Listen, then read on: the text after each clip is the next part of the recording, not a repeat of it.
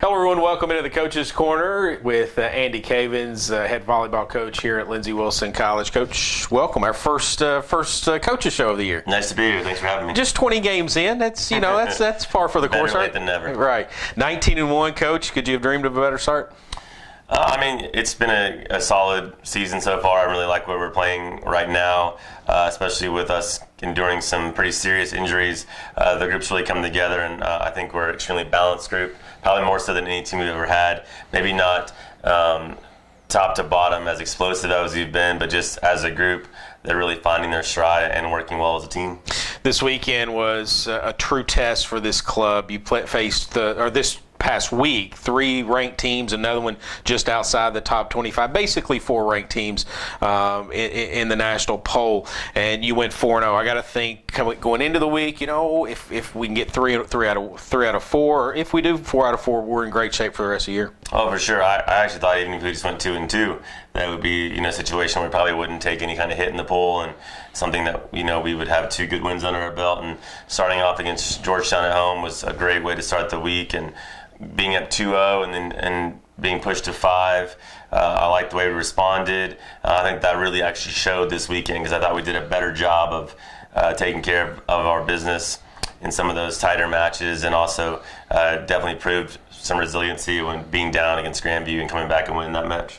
I didn't see in the Georgetown game this week at home, I didn't see the panic really throughout the entire match. I think Georgetown probably just stepped up their game a little bit in those third and fourth set. We didn't hit the ball like we normally hit the ball, but in that fifth set, it looked like, even though they came back and tied it at 13-all, we were had good composure. Yeah, we did, and I was really proud of how they bounced back in the fifth. And like I said, that is kind of the danger of not having a true go-to just thumper like we've had in the past, because if you don't play well as a unit, some teams can hang around.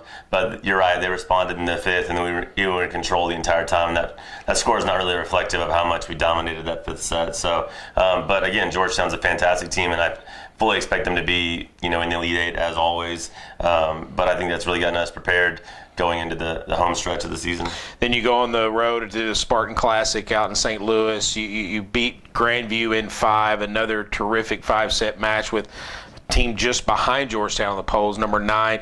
And then the Masters and Missouri Baptist, both quality opponents, you beat them in 3. Again, it was just a terrific classic for you. It was. Grandview is a truly special team. They've got some big-time athletes. Their right side is one of the more physical players that I've ever seen at the NAI level. She just absolutely crushes the ball, huge top spin serve, and she went on some pretty big runs. But we stayed consistent, and our blocking really showed up late, and that proved the difference. But to be down 8-4 at the turn in the fifth and then come back and win 15-13 was big strides. And again, we've started playing Gentari this week instead of redshirting her, and that's been a huge kick in the butt to get some of the girls going, and she just brings a little physicality on the block that we haven't had.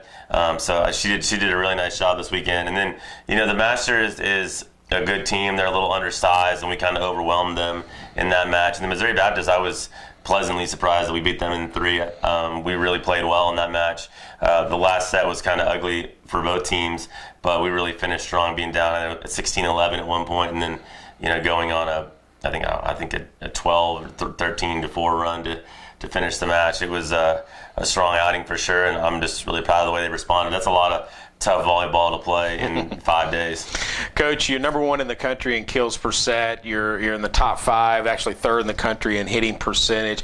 But I got to think the defense of this team may be as critical to the success going forward as the offense is. For sure. That's honestly when we struggled in the match against Georgetown at 3 and 4. It's really because our passing and defense wasn't as strong as it had been at the beginning of the match. When we pass well, our offense is really predicated on that, because we just have such a balanced offense. We have to be able to utilize all our hitters. So if we can't do that and we're just throwing the ball up to one person, we're not going to be as successful. So passing and defense is crucial. Caitlin Tino has just every year gotten a notch better at a libero position, but Lawrence Reese and Eileen Acuna on the outside playing back row are really strong. But yeah, I thought the defense is something that is probably a little under the radar as far as our national reputation. I think this year's for sure one of our better defensive units, and the hitting percentage and the kill numbers are really more of a product of that than the other way around. Coach, congratulations on the 19-1 start to this season, 2/3 of the way through, and thanks for joining us this week. Appreciate it, guys. Thanks. That's LWC volleyball coach Andy Cavins. Blue Raiders 19-1 on the season. They return to action this Thursday night at Bigger Sports Center. They'll host Cumberland University in the Mid-South Conference match. JV at 4:30, so get out and support our student athletes this Thursday at Bigger Sports Center. For the Coach's Corner, Andy Cavins, I'm Chris Wells. Thanks for joining us.